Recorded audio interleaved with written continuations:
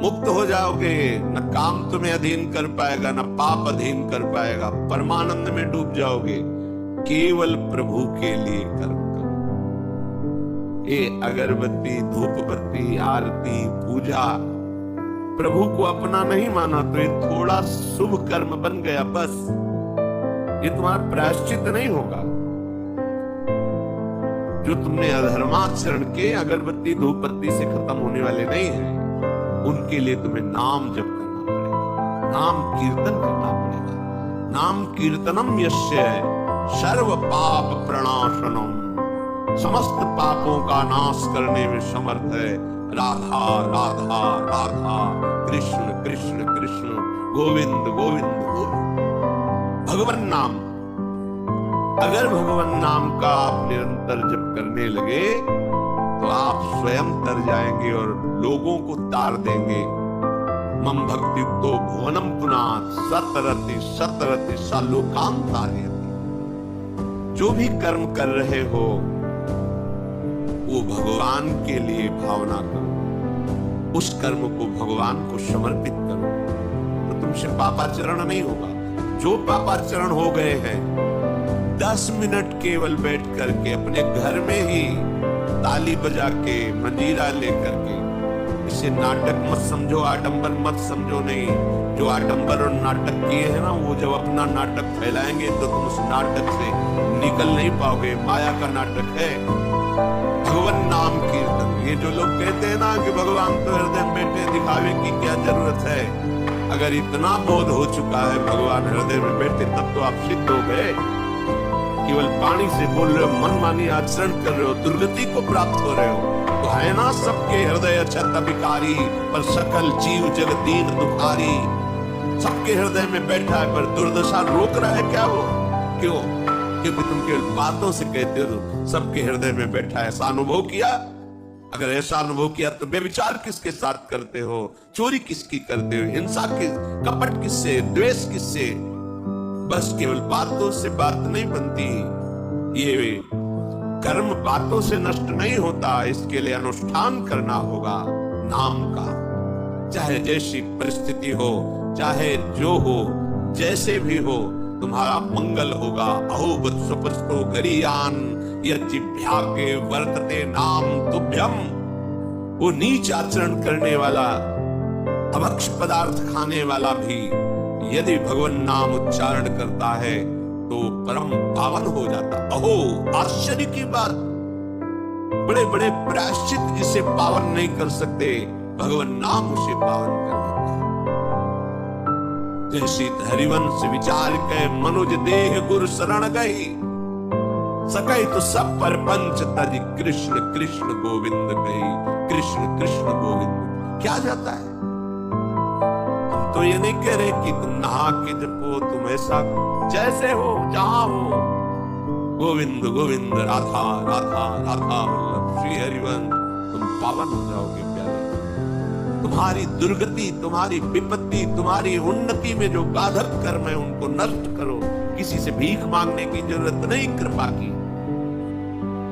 अगर नाम जप नहीं तो कहीं भी भाग के चले जाओ, देख लो तुम्हें क्या मिलता है। नाम जप करो, तुम स्वयं देने वाले बन जाओगे। मांगना मिट जाएगा जन्म जन्म। विश्वास करो, जैसे भी हो। नहीं छोड़ पा रहे गंदी बातें, शुरू करो।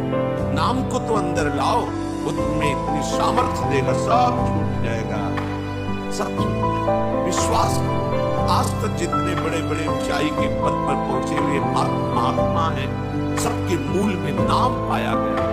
निरंतर नाम, निरंतर अभ्यास करने से विश्वास करो, इसके बराबर न तीर्थ याटन है, न कोई अन्य साधन है। नाम कलयुग केवल नाम आधारा, सुमिर सुमिर नर उतर पारा। जिसने नाम का आश्रय ले लिया महासुखी हो गया। पर जब तक तुम्हारे पाप कर्म भस्म नहीं होते, तब तक तुम्हें आनंद नहीं मिलेगा। इसलिए विश्वास करके दीर्घ काल तक सम्मान पूर्वक, आदर पूर्वक हृदय में नाम जप करो। जब पाप वासनाएं नष्ट हो जाएंगी, पाप प्रवृत्ति नष्ट हो जाएगी, तब आनंद की धारा, तुम्हें कोई भी विपत्ति, कोई भी संकट परास्त नहीं कर पाएगा। प्रश्न होता है कि हम बहुत प्रयास करते पर सफलता नहीं मिलती। प्रयास को कहते हैं पुरुषार्थ, और सफलता नहीं मिली उसको कहते हैं प्रारब्ध। कभी कभी प्रारब्ध बहुत जोर का होता है, जो बड़े बड़े ऋषि मुनियों के ऊपर भी हावी हो जाता है। पर पुरुषार्थ व्यर्थ नहीं जाता। यदि वो सत है तो तुम्हारा पुरुषार्थ भी तो असत है। अगर राधा राधा बीच में बोलते रहो और प्रभु की भावना कर लो कि 8 घंटे से जो काम कर रहा हूं वो समय और वो कार्य दोनों प्रभु को समर्पित कर दे, अब ये सत्य पुरुषार्थ हो गया। अब प्रारब्ध को बदलने की सामर्थ्य आ गई तुम्हारे पुरुषार्थ में। खिलवाड़ नहीं है जो तुम एक भी कर्म करते हो वो कर्म सुरक्षित है, वो तुम्हें दंड दे के रहेगा या तुम्हें सुखी करके रहेगा। असत है, पाप है तो दंड देगा, सत है, सुकृत है तो सुखी करेगा।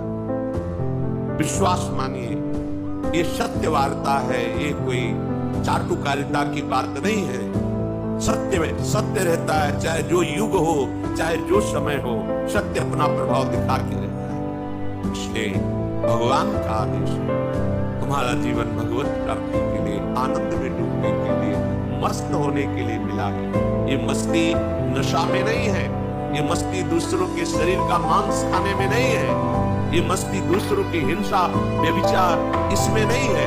मस्ती है स्वात्मानंद की, जब कोई चाह नहीं, कोई परवाह नहीं, मृत्यु भी एक खिलौना लगने लगे, उसे मस्ती कहते हैं।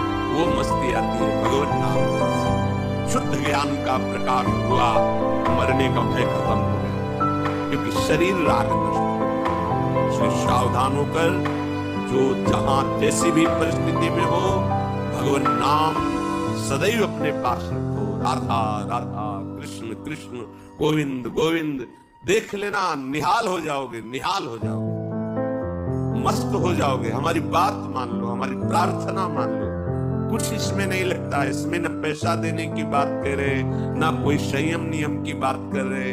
जैसे बने, मन नहीं लगता, मन लगने दो। ये बड़ा दुष्ट है, ये लगता है हमें दुर्गति कराने के लिए। अगर इसकी हाँ में हाँ मिलाओगे तो ऐसे निंदनीय कर्म कराता है, घृणा होती है अपने मन से। देखो ना, झांक के देखो ना मन को, कभी ये तृप्त नहीं हुआ। वही गंदी बात, वही गंदा चिंतन, वही गंदे आचरण की प्रेरणा। इस दुष्ट को मित्र मानते हो, ऐसे मन को। जो हमारा खास दुश्मन है वो मन है, वासनाओं में फंसा हुआ, वासनाओं की प्रेरणा करने वाला दुश्मन मन है। इस मन को डंडे से मारो। डंडा है हरिनाम, जितना जपोगे मन उतना ही सावधान रहेगा। कृष्ण कृष्ण, गोविंद गोविंद गोविंद, निरंतर रटन करो। राधा राधा राधा। क्या जाता है, जिह्वा से नाम उच्चारण कर रहे, शरीर से अच्छे कर्म कर रहे, विचार अपने आप पावन होने लगेंगे। विचार पावन हुआ तो महात्मा हो गया, चाहे वो गृहस्थ हो, चाहे वो विरक्त हो। ध्यान दीजिए, हमारे पुरुषार्थ को प्रबल करने वाला और प्रारब्ध को नष्ट करने वाला एक ही महान समर्थ है, भगवान नाम। इसके सामने कोई साधन बराबरी नहीं कर सकता। ये महामहिम नाम भगवान का है, भगवान को भी अधीन करने की सामर्थ्य रखता है। ये जो निकृष्ट भाव बैठा हुआ है, बेटी हुई उदास हो, लड़का हुआ ताली बजाओ, घंटा बजाओ, जिससे बहुत बड़ा, बिल्कुल ठीक नहीं है। ये बेटा होता किससे है? बेटी से ही होता है। तुम किससे हुए हो? किसी माँ से हुए हो। वो क्या थी? किसी की बेटी ही थी। ऐसी मूर्खता छा गई है, गर्भस्थ बेटी की कोई परवाह न करके उसको, ये क्या है? इतने राक्षस वृत्ति में आ गए हमारे। राक्षस भी अपने बच्चों को नहीं खाते। कितनी राक्षसी बुद्धि। हम सुंदर दिखना चाहते हैं, समाज में सम्मान पाना चाहते हैं, और पाप कर्म कैसा? बेटी है गर्भ में, हत्या करा दो, नहीं चाहिए। बेटा कहां से पैदा होगा? वो किसी की बेटी से ही तो पैदा हो रहा है। कैसी मूर्खता छा जाती है। वैसे भी शास्त्र में स्त्री हत्या करना बहुत बड़ा महापाप कहा गया है। फिर भ्रूण हत्या, गर्भ हत्या, गर्भस्थ शिशु की, उसमें भी कन्या, सर्वनाश। इसके बाद फिर रोते हैं, हमने कौन सा पाप किया, भगवान ने हमारा पुत्र छीन लिया। सा पाप किया भगवान ने ऐसा कर दिया? अरे अपने डायरी में तो लिखा करो कि तुमने कौन से पाप किए हैं। फिर जब परिणाम आवे तो सोचोगे तो लगेगा बहुत हल्के में निपाट रहे हैं भगवान, हमें तो बहुत कष्ट मिलना चाहिए। कैसी कैसी निर्दयता बैठ गई हो। हम मनुष्य कहलाते हैं, सदगृहस्थ कहलाते हैं, गर्भ से चलते हैं और गर्भस्थ शिशु की हत्या करते हैं। मान जाओ, ना सत्संग सुन रहे हो, ना शास्त्र स्वाध्याय कर रहे हो, इसलिए तुम्हें पता नहीं कि तुम कौन सा पाप कर रहे हो। ऐसे पाप, कुछ पाप ऐसे हैं जिनको वज्र की लीक कहा गया। वज्र की लीक में मिटा नहीं सकते, तुम्हें भोगना पड़ेगा। जो गृहस्थ है और संतान नहीं है, उस जीवन को सार्थक करने के लिए अपने गृहस्थ जीवन का त्याग करो, तीर्थ धाम कहीं वास की व्यवस्था करो और दोनों मिलकर भजन करो, अपने शरीर को पूरा करो, तो जीवन सार्थक हो जाएगा। अगर गृहस्थ है, संतान है, पढ़ाओ लिखाओ, उसको उसी योग्य करो जैसे तुम्हारे माता पिता ने किया है, तो तुम उस ऋण से मुक्त हो जाओगे। और फिर भी भजन करो, भजन ही तुम्हें भगवान की प्राप्ति करेगा। दूसरा, जो अपने धर्म से भ्रष्ट हो चुका है, उसका जीवन व्यर्थ है। आपका एक धर्म, सबसे पहला धर्म मनुष्य। मनुष्य का क्या करना? अपने प्राणों का भी बलिदान देकर दूसरे की रक्षा करना, और यहाँ अपने मन को सुख पहुंचाने के लिए दूसरे की हत्या कर देना। कैसा राक्षसी भाव वृत्तियों में आ गया। देखो, अगर कोई माता बहन एकांत मिल जाए तो बस राक्षस जैसे टूट पड़ते हैं। ऐसे स्वभाव, मार दो, जला दो, काट दो। बड़ी दुर्गति होगी, देख लेना, यहां भी होगी। छुपा के भी कर लो, तब कर्म प्रकाशित होगा। जब तुम अपराध नहीं करोगे, अपराध नहीं करोगे, तब वो अपराध तुम्हें फंसाएगा और जीवन भर रुलाएगा। मरने के बाद नर्क मिलेगा। नर्क माने बड़ी जेल है, वो बड़ी जेल, ये छोटी जेल है। जैसे बड़े अपराधियों को बड़ी जेलों में भेजा जाता है, तो विश्व ब्रह्मांड की सबसे बड़ी जेल, वहां के सबसे बड़े जेलर यमराज, वहां दंड मिलता है। आप ऐसा ना सोचिए कि ये सब गप है। गांव में जैसे बात करें तो लगता है गप हो, जब जेल हो आते हैं ना तो कहते हैं। एक गांव में मिले थे, कहा था कि अगर रोज 5 जूता कोई गांव में हमें मारे तो हम उसे सह लेंगे, लेकिन दोबारा जेल जाने वाला आचरण नहीं करेंगे। दिखा रहे थे, देखो कैसे कैसे कष्ट वहां के कैदी भी मारते हैं जो बहुत पुराने हो गए हैं, वो हमको अनुशासन में रखते हैं। ऐसा कितना कष्ट। अब वो गया ना तो भोगा, अब माया के कारण स्मृति नष्ट हो गई नहीं, सैकड़ों बार अपने भी भोग के आ रहे नरक। दूसरे, उसका जीवन नष्ट है जो धर्म का त्याग कर चुका है। पिता माता से प्रकट हुई, तुम्हारा धर्म है माता पिता की सेवा करना। वयोवृद्ध बेचारे माता पिता उठने बैठने में असमर्थ है, आप पैसे कमाने के लिए अपनी बहुली निकल गए, अब वो कष्ट भोग रहे हैं। ना उनको देखना है, ना उनकी व्यवस्था करना है, मरने दो तो ठीक है। तुम्हें परिणाम आएगा तब तुम भी तो बनोगे ना वृद्ध, तब तुम्हें पता चलेगा। अवश्य में भोक्तव्यम कृतं कर्म शुभाः। होश में माता पिता सबसे पहले भगवान है। यदि आप गृहस्थ हैं तो अगर आप बाल्यावस्था से भगवान के मार्ग का अनुसरण कर रहे हैं तो फिर भगवान प्रणत कुटुंब पालन बुराई भगवान व्यवस्था कर। वैराग्य मार्ग में लौट कर पीछे नहीं देखा जाता। हमारे भगवान के अवतार माने महाप्रभु चैतन्य देव नवयुक्ति विष्णुप्रिया आदि माता से छोड़ के चल, आद्य गुरु भगवान शंकराचार्य भगवान के अवतार माँ के छोड़ के चल दिया। भगवान के मार्ग में यदि ऐसे चले तो भगवान संभाल लेते, परम पद मिलता है 21 पीढ़ियों को। माँ तो बिल्कुल नजदीक है, 21 पीढ़ियों को भगवत प्राप्ति हो जाती है। और शब्द है प्रणत कुटुंब पालन बुराई, भगवान स्वयं उसके परिवार का पोषण करते हैं। पर यदि गृहस्थ धर्म में हो और अपने माता पिता का त्याग कर दिया, उनकी सेवा नहीं करते, वो दुख भोग रहे, तो नरक यंत्रणा मिलेगी और जीते जी तुम उन्नति को प्राप्त नहीं हो सकते। तुम्हें भले उन्नति दिखाई देती हो, बाद में परिणाम देख लेना। तीसरा, जो दूसरों के भोजन छीनने की चेष्टा में रहता है, कैसे इसका धन अपहरण कर ले, कैसी जमीन अपहरण कर ले, कैसे इसकी अव्यवस्था पैदा कर दे इसके जीवन में, जो केवल अपने ही सुख को देखता है उसकी दुर्गति होती है। तीसरा, उसका जीवन व्यर्थ है। जो दूसरों के सुख का अपहरण करके सुखी होना चाहता है, सदैव केवल अपने सुख में डूबना, सोचना कैसे मैं सुखी हो जाऊं, अधर्माचरण करूं, छीन लूं, क्या करूं, कैसे करूं, उसका जीवन व्यर्थ है। और चौथा, जो आए हुए साधु महात्मा अतिथि का अनादर कर देता है, अपमान कर देता है, सारे सुकृत नष्ट हो जाते हैं। ये चार का जीवन बिल्कुल व्यर्थ हो जाता है।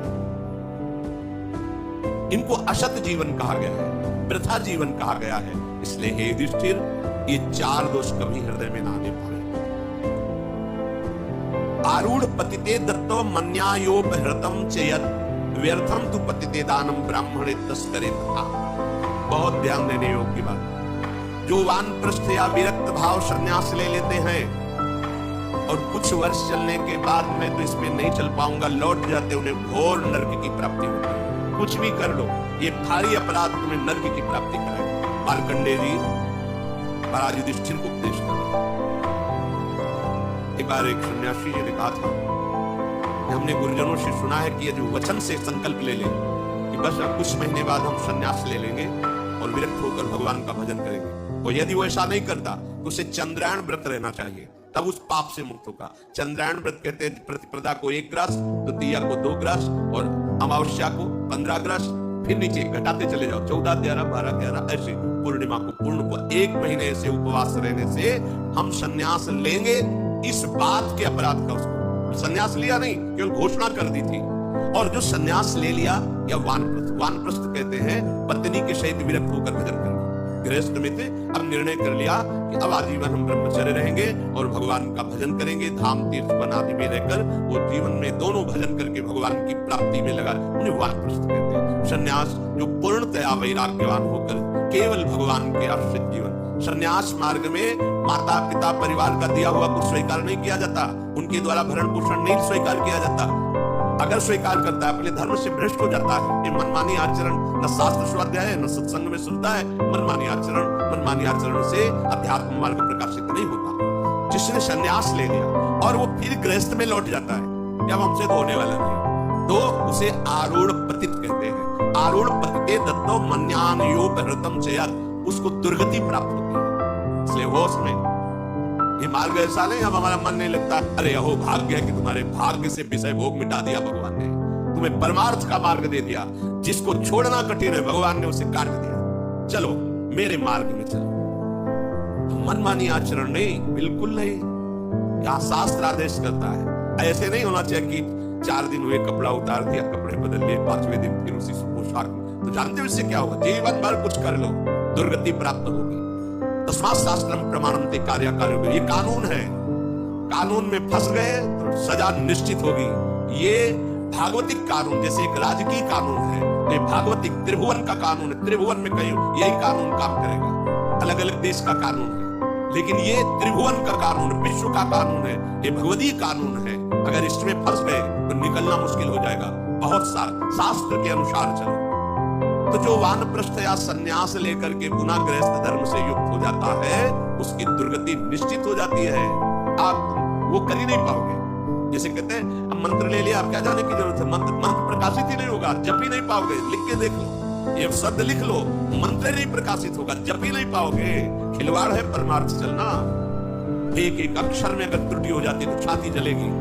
कैसे गलती कैसे हो? एक अक्षर भी अगर शास्त्र सम्मत इष्ट प्रेरित है, हृदय शीतल रहेगा, परमात्मा प्रकाशित रहेगा। ये मार्ग है। तो कौन शास्त्र स्वाध्याय करता है? कहाँ में सत्य चर्चा सुनने को मिलती है?